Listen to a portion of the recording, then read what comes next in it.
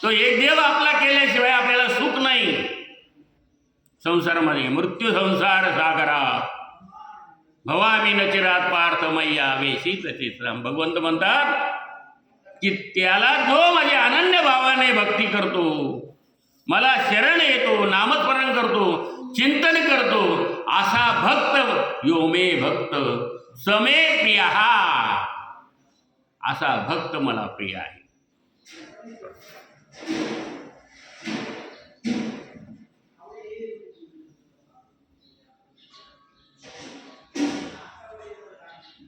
माऊली म्हणतात किंबहुना धनुर्धरा, जो मातेची आहे उदरा, तो मातेचा सोयरा की तुला पा. किंबहुना माऊली म्हणतो, काय म्हणतात, आईच्या पोटी जन्म घेतला,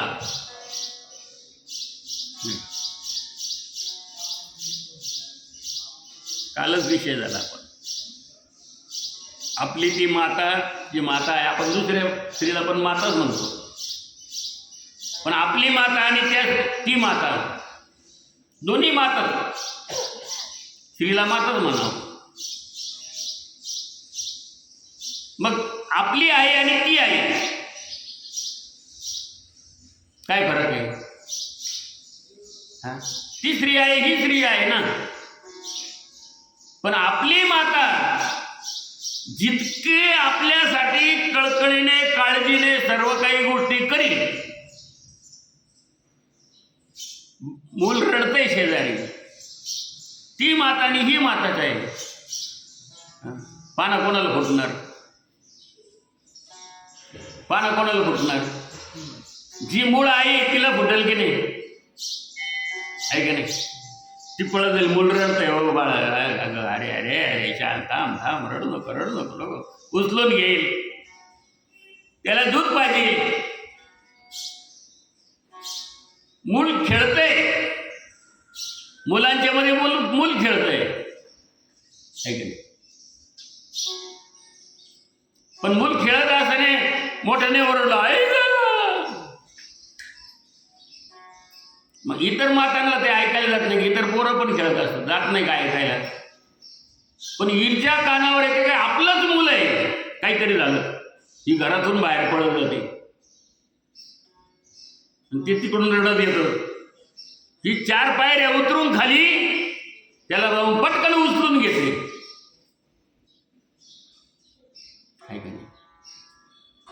तो मातेचा सोयरा की तुला पा. किती प्रिय असतो आईला, आपलं मूल किती प्रिय असतं आईला, असतं का नाही? तसं भगवंत म्हणतात, तो जो माझा भक्त आहे ना, तो मला प्रिय आहे. तेषाम समुद्धरता मृत्यू संसार सागरात. अशा त्या भक्ताचं मी काय करतो, या मृत्यू संसार रूपी सागरातून काय करतो, मी उद्धार करतो. उद्धार करतो म्हणजे नेमकं काय करतो आता चल सांगा भाऊ. उद्धार करतो, धन संपत्ती देतो का, काय देतो का, लाडू पेढे जिलबी दररोज खायला देतो का? त्या दिवशी एक कथा सांगितली नाही, त्याच्यावरतीच एक, ठीक आहे, योगक्षेमम वहाम्यहम, की त्याचा योगक्षेम मी वाहतो. एवढं 2 मिनिटात घेऊ. आता योगक्षेम वाहतो म्हणजे काय करतो, की त्याला न कळत त्याला अशी शक्ती देतो की ते आपल्याला प्राप्त करून घेता येईल, आणि त्याला त्याच्यामध्ये यश देतो. त्या गोष्टीमध्ये यश द्यायचं काम भगवंतच आहे. पहाते पांडव अखंड वनवासी. पांडवांना काय मिळालं बरं आयुष्यभर? कौरवांनी लुटलं ना भामटेपणाने सगळं, खोटं बोलून. शेवटी मारावं लागतं म्हणा, ती गोष्ट वेगळी आहे. हो, मग पांडवांना दुःखच मिळालं ना शेवटपर्यंत. काय मिळालं? दुःख सहनच केलं. पण दुःखामध्ये पहाटे पांडव अखंड वनवासामध्ये होते, पण भगवंताला विसरले का? कृष्ण नामाला विसरले का? विसरलं नाही. सतत ध्यान कृष्ण कृष्ण कृष्ण कृष्ण. एकदा रुक्मिणी म्हणाली, देवा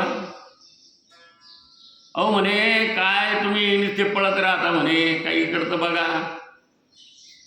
उठसुटत्या अर्जुनाकडं काय असं ठेवलंय म्हणे ते अर्जुनाकडं. आता रात्र झाली, झोपायची वेळ झाली म्हणे, आणि चालले म्हणे अर्जुनाकडं. आता देव म्हणाले, हिला काय सांगावं, हिला काय कळतंय? देव म्हणाले, अगं तुला कळत नाही काय, मी चाललो म्हणजे काय.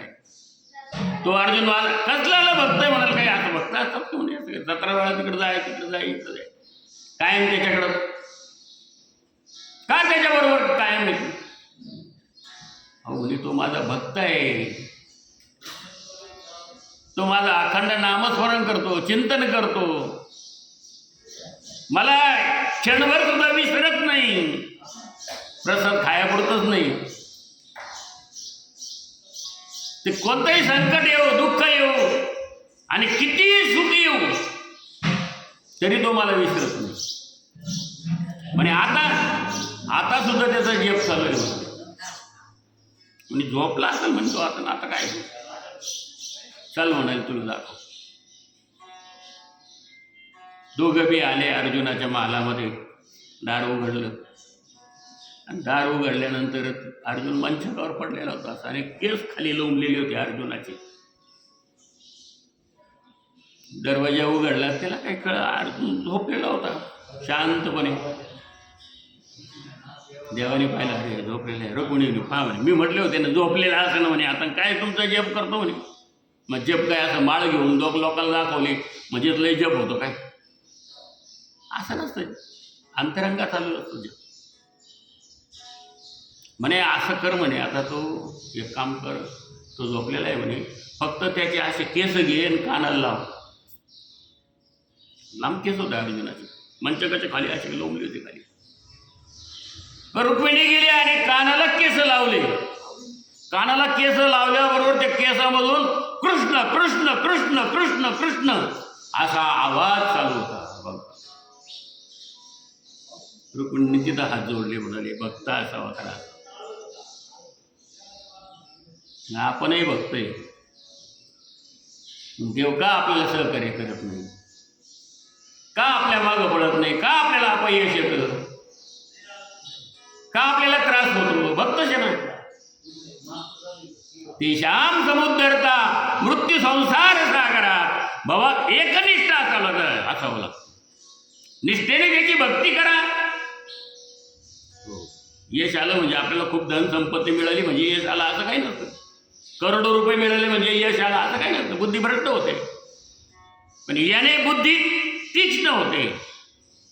हो, भगवंताच्या नामस्मरणाने हे महाधन आहे भगवंताची भक्ती. आणि ती माया इकडे येऊ देत नाही. सकाळी 7ला यायचं तर जाऊ 8ला, जाऊ 9ला, 10ला, चाललं 12 वाजता. ती येऊ देत नाही, माया नाही करू देत, पुण्य होऊ देत नाही आपल्याच्याने. हो, म्हणून अनन्य चिंतयंतो माये जना पर्युपासते. अनन्य दुसऱ्याची भक्ती करू नका, फक्त एक आपला तो एक देव करून घ्यावा, तेने विना जेवा सुको न विठाला विठाला विठाला. रामकृष्ण हरी. जय जय रामकृष्ण हरी.